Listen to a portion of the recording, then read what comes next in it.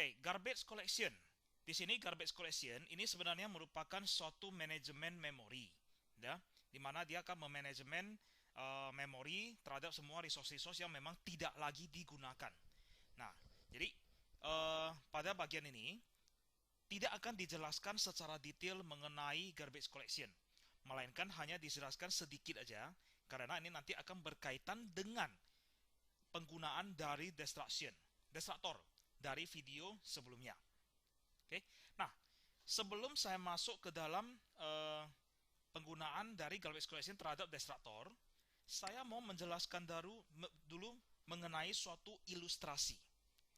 Nah, asumsinya ya, oke, diasumsikan saya akan menggambarkan dulu satu timeline. Oke, nah terdapat suatu timeline. Misalnya ini timelinenya itu adalah di jam 9 pagi. Oke, di jam 9. Kemudian timeline selesainya itu di jam 9 malam. Oke. Nah, apa yang dilakukan di dalam timeline ini selama 12 jam ini? Misalnya si A. Oke, si A. Dia membuka satu browser, asumsikan mungkin browsernya itu adalah Firefox. Contohnya ya, Firefox. Nah, kemudian si B juga sama. Firefox juga. Di jam 10, si A, dia sudah mengoperasikan mungkin sudah 20 tab. Sedangkan si B masih 1 tab. Nah, kemudian lagi, mungkin di jam 12 siang, si A sudah mengoperasikan total mencapai 50 tab. Sedangkan si B baru 5 tab. Nah, habis itu di jam 3, mungkin si A sudah mengoperasikan tabnya itu buka tutup tab bisa mencapai 100 tab. Si B masih sama. Nah, di jam 6 sore, si A sudah mengoperasikan asumsinya agak ekstrim. Nah, sudah 200 tab. Si B masih tetap sama. Nah, pertanyaannya, kira-kira beban dari Firefox browser dari si A ini dibandingkan dengan si B, mana yang lebih lambat? Mana yang lebih lambat? Nah, tab ini bukan harus dibuka terus ya. Bisa aja dia buka tab, tutup, buka, tutup, tetapi Firefox-nya tetap dibuka, nggak pernah ditutup. Oke? Nah, jadi dengan kondisi seperti ini, antara A dan B, maka si A ini, Firefox itu akan terasa lebih lambat. Ya? Firefox-nya akan terasa lebih lambat dibandingkan dengan si B. Kenapa? Karena di dalam bekerjanya, terus-terusan dibentuk banyak objek. Dibuka satu tab, diakses satu website, nah akan dihasilkan di load dan sebagainya. Jadi akan dihasilkan banyak objek. Ya. Nah, dari contoh ini, memori yang termakan oleh si A dengan si B, yang si A itu akan memakan memori lebih banyak. Akan memakan memori lebih banyak dibandingkan dengan si B. Nah, kaitannya dengan garbage collection apa? Nah, saya memberikan lagi kondisi yang berbeda. Tetap si A dan si B. Bukan lagi Firefox ya. Nah, di sini saya akan membuatnya, misalnya, nah, si A di jam 10, dia sudah membentuk 5 objek. Si B juga 5 objek. Kemudian jam 12, si A tambah, atau nggak perlu si B lagi lah ya, cukup si A aja dulu, karena ini nanti akan kaitan ke garbage collection. Nah, jam 12, si A ini tambah lagi 5 objek. Berarti totalnya sudah 10. Kemudian di jam 3, si A tambah lagi 10 objek. Maka di sini menjadi 20 objek. Nah, di jam 5 si A hapus 5 objek. Nah, total objek di memori.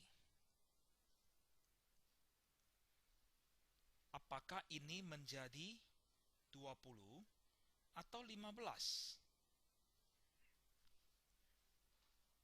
Ya. Nah, yang benar adalah tetap 20. Bukan 15. Jadi hapus 15-nya di mana? Belum dihapus dari memori. Masih bertengger di memori. Jam 6, hapus lagi 5 objek. Memori masih tetap 20 objek.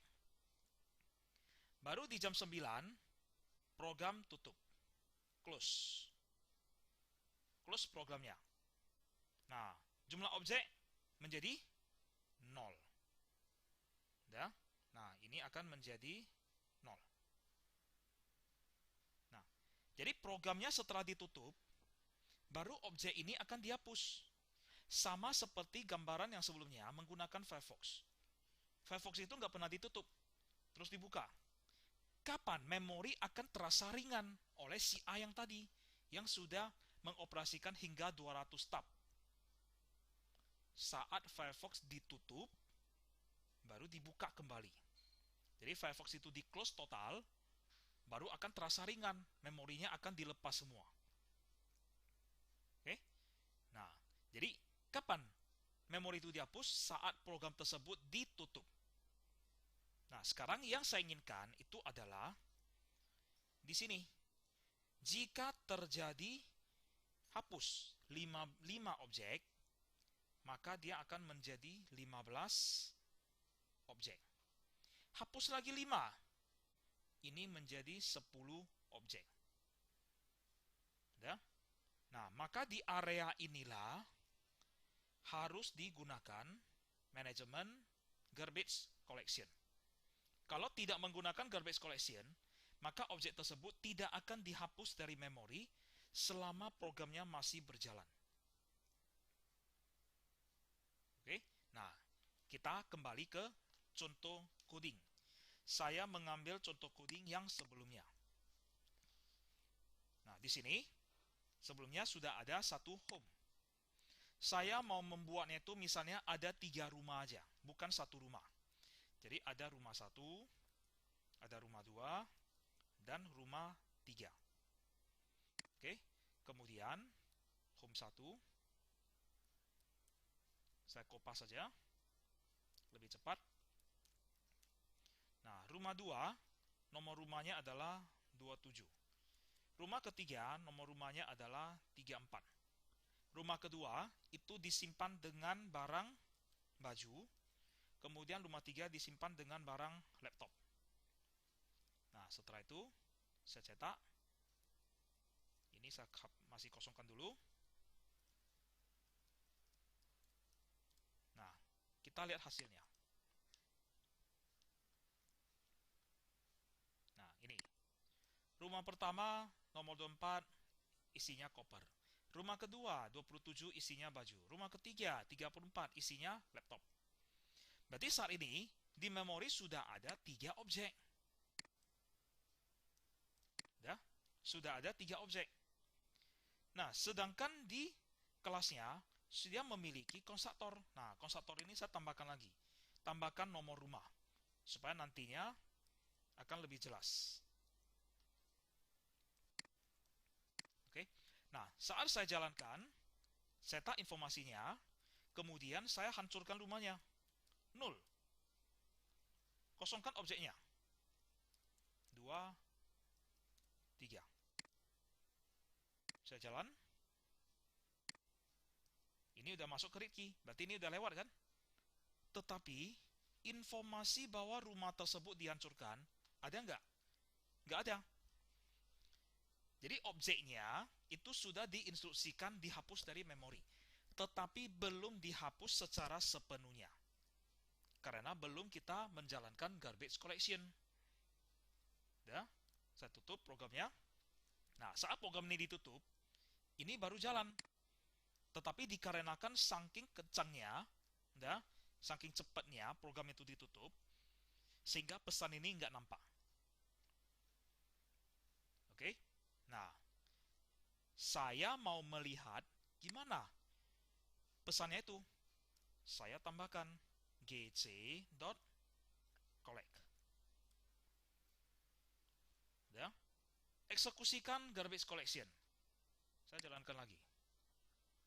Nah, itu dia. Tampak? Setelah dicetak, 0. Hancurkan. Rumah 34 telah dihancurkan. Rumah 24 telah dihancurkan. Dan rumah 27 telah dihancurkan. Jadi, apa yang sudah dihancurkan? Ya, langsung saya hapus dari memori. Objek itu sebenarnya langsung dihancurkan. Maka terjadilah eksekusi destructor. Saat objek dijalankan. Saat objek dihancurkan, maka jalankanlah destructor. Jadi destructor ini jalan. Setelah destructor ini jalan, barulah kita masuk ke read key. Artinya sesaat read key ini sudah dijalankan, objek ini sudah tidak ada lagi di memori. Oke, objeknya sudah tidak ada lagi di memori. Nah, itu adalah penjelasan singkat mengenai garbage collection dan implementasinya itu ke dalam implementasi dari destructor. Oke, apabila ada yang kurang jelas, silakan tanyakan ke forum yang telah tersedia. Terima kasih.